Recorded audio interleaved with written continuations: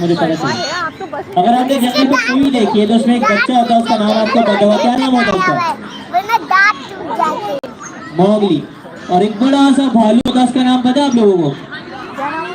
बल्लू नाम होता है। और उसी जंगल में एक स्नेक होता है, उसका नाम पता है आप लोगों को? कहा तो हमारे लेक्चर में भी कहा है, क्या लोग मिलना चाहेंगे? लेकिन आगे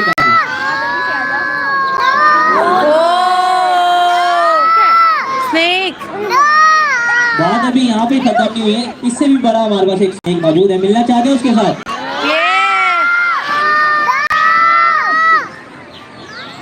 लेके आ जाए जरा बाहर, पहले उसको भी बाहर बुला लेते हैं, फिर इनके बारे में बात करते हैं।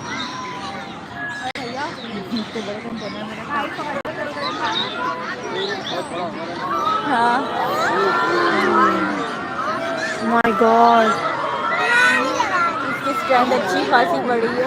यस, तो इनके बारे में बात करते हैं।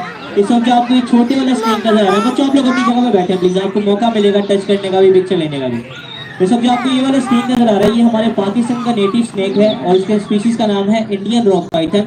और इंडियन रॉक पाइथन जो है हमारे पाकिस्तान में और इंडिया में पाए जाते हैं। और ये जो आपको 14 फीट का स्नेक नजर आ रहा है, ठीक है, ये हमारे यूएसए से इंपोर्ट करके आया है, इंपोर्ट करके अपने मंगवाया। सब जो है कराची का सेकंड लार्जेस्ट स्नेक है। वाओ, ठीक है, इसकी स्पीशीज का नाम है टाइगर रेडिकुलेटेड पाइथन।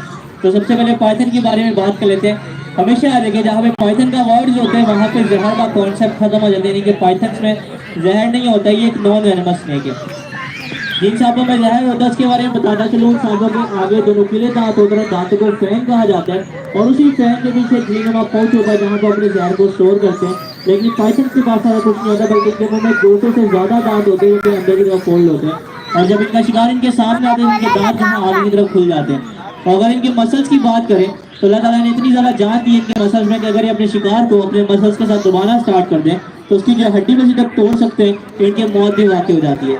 पर ये ऐसा नहीं है, हम इंसानों के साथ रह रहकर थोड़े से ट्रेन एंड टेम हो चुके हैं, थोड़ा की हार्मफुल एक्टिविटी बिल्कुल भी नहीं करते हैं। अच्छा, लोग हमसे बहुत ज़्यादा सवाल पूछते हैं कि सांप जो है अपनी जुबान को बाहर क्यों निकालता है, क्या ये हमें डसने के लिए निकालता है? तो ऐसा कुछ नहीं होता, बल्कि सांप की जो जुबान होती है एक सेंसर का काम करती है।